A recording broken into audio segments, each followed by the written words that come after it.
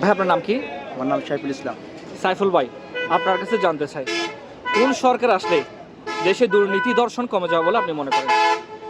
এখানে জমাত আসলে ভালো হবে। আপনার এখানে বিএনপি আওয়ামী লীগ আসতেছে, যারা দেখতেছি, আমার বয়স আমি দেখতেছি, দেখার পরিবর্তন দেখা যাচ্ছে, কিন্তু রাহাজানি কমতেছে না, বাড়তেছে।